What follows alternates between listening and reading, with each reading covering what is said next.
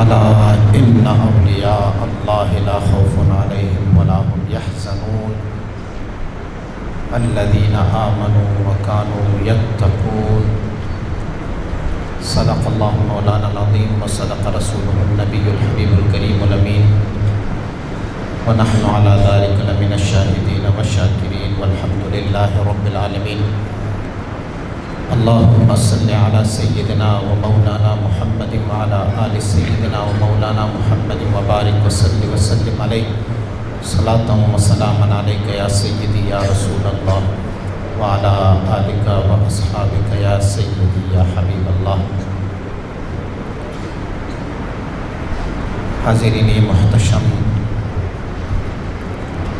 حضرات صاحبزادگان مبارکان اور آنے والے تمام میرے معزز دوست ساتھی، سلسلہ عالیہ نقشبندیہ صحیفہ مبارکہ کے مریدین و متوسلین و محبین، اللہ کریم ہم سب کے حاضری کو اس پاک اور بابرکت محفل میں قبول و منظور فرمائے۔ دوستو 4 بجے ختم ہونا ہے اور 3:53 ہو رہے ہیں۔ میں کوئی تقریر نہیں کروں گا،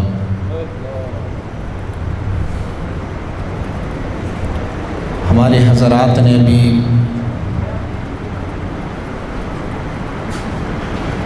آپ لوگوں کی تربیت کے لیے کچھ باتیں بتائی،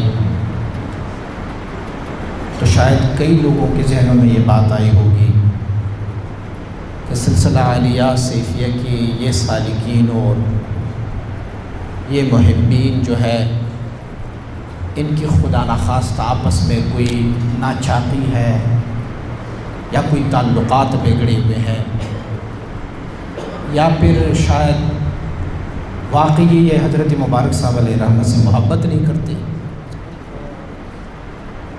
ایسی کوئی بات نہیں ہے، لیکن صرف آپ لوگوں کی تربیت کے لیے کسی ایک بات کو بشکل نمونہ اور مثل بیان کرتے ہیں، اور اسی سے ہماری تربیت ہو جاتی ہے۔ تو کسی کے دل میں اگر تھوڑی سی بھی میل موجود ہو تو یہ اللہ کے ولی ہوتے ہیں، جب یہ قول کرتے ہیں تو ان قول سے وہ دل کا میل بھی اتر جاتا ہے، وہ زنگ بھی ختم ہو جاتا ہے۔ وگرنہ میں آپ کو بتاؤں،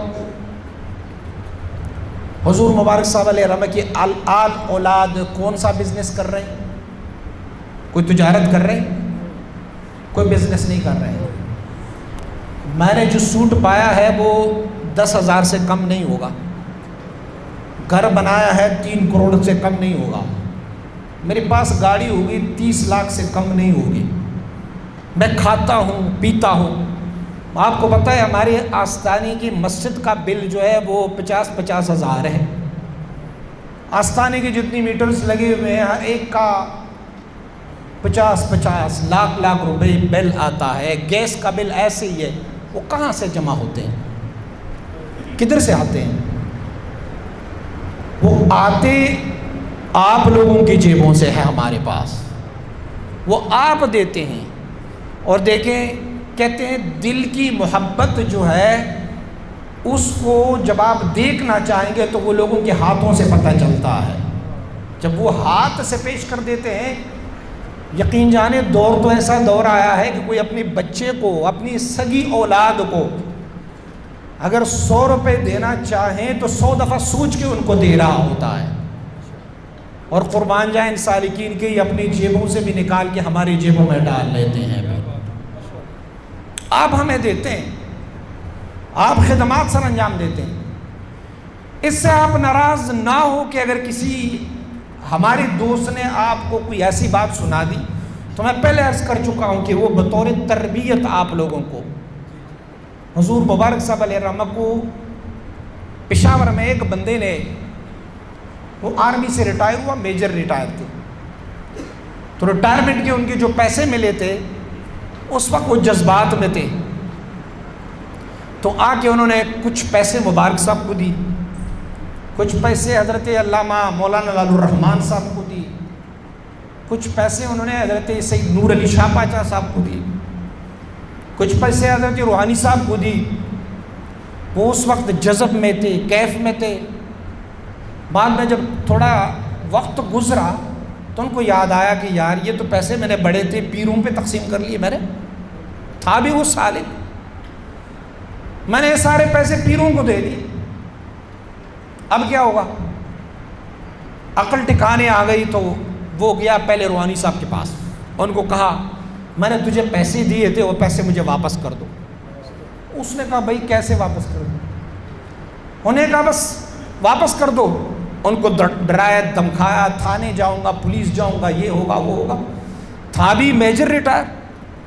روحانی صاحب نے وہ پیسے واپس کر دیا. گیا سید نور علی شاہ صاحب کی طرف، ان کو کہا میں نے تجھے پیسے دیے تھے، مرید بھی سید نور علی شاہ صاحب کے ہی تھے، کہا مجھے دے دو میرے پیسے واپس. ان کو بھی دمکایا، میں آرمی کا میجر ہوں، آرمی والوں کے شکایت لگاؤں گا. ان سے بھی پیسے واپس لے لی. مولانا لال الرحمان صاحب سے بھی پیسے واپس لے لی. حضور مبارک صاحب علیہ رحمہ کے پاس آئے، خط لکھا، حضور میں نے آپ کو 1 لاکھ روپے دیے تھے، وہ مجھے واپس کر کے دو. حضور نے ان کو بلایا، آ جاؤ. جب آیا آپ نے فرمایا پیسے میں نے تجھ سے مانگے تھے؟ کہا نہیں. آپ نے ادھار دیے تھے؟ کہا نہیں. آپ نے اپنے اختیار سے مجھے دیے تھے؟ کہا ہاں دیے تھے. کہا میرے پاس 1 لاکھ روپے ہے، میں واپس دے سکتا ہوں لیکن نہیں دوں گا. اسی لیے نہیں دوں گا کہ اگر میں نے آج وہ تمہاری دی ہوئی تحفہ پیسہ تجھے واپس کر دیا تو کل کے تو میرے ہزاروں لاکھوں مرید ہیں، میں نے جو کپڑے پہنے ہوئے ہیں یہ میرے مرید کا تحفہ ہے. اس مسجد میں جو اینٹ لگی ہے یہ میرے مرید نے دیا ہوا ہے، یہ ٹائل لگا ہوا ہے میرے مرید نے، گاڑی میرے مرید نے دی ہے، سارا کچھ. تو پھر تو رستہ بن جائے گا، پھر میرے پاس نہ گاڑی رہے گی، نہ آستانہ، نہ میرے کپڑے، سارا کچھ تم لے کے جاؤ گے واپس. مانا یہ کہ ہمیں دیتے ہیں تو آپ لوگ وہی دیتے ہیں اور آپ لوگ ہمیں ویسے نہیں دیتے. میں نے کہا کسی بچے کو اپنا باپ بھی نہیں دے رہا، آپ دے رہے تو حضرت نسبت حضرت اخونزادہ سیف الرحمن سے دے رہے ہیں، اس نسبت کی وجہ سے دے رہے ہیں. ہم آپ کے ممنون و مشکور ہے کہ آپ الحمدللہ اس فتنہ اور فساد کے دور میں آپ سارے لوگ وابستہ ہیں. آپ سارے لوگ اپنی قیمتی اوقات میں سے وقت نکال لیتے ہو اور آتے ہو، بیٹھ جاتے ہو، اپنی وہ مال جس سے لوگ محبت کرتا ہے اسے اللہ کے راستے میں ان اولیاء اللہ کو دے رہے ہو. یہ ان کا اجر دنیا میں بھی ملتا رہے گا اور آخرت میں بھی انشاءاللہ آپ کو اجر ملتا رہے گا. حضرت مجد الفسانی رحمۃ اللہ تعالی کا ارشاد گرامی ہے، آپ مبارک فرماتے ہیں کہ باطنی جمعیت کے لیے ظاہری جمعیت کا ہونا ضروری ہے. آپ کا ظاہر جمع نہ ہوگا تو آپ کا باطن جمع نہیں ہو سکتا. مثلا آپ کے پاس روزگار نہیں ہوگی، آپ کو خود یہ پڑا ہوگا کہ مجھے کاروبار نہیں ہے، میرے پاس رات کو کھانے کو کچھ ہے نہیں.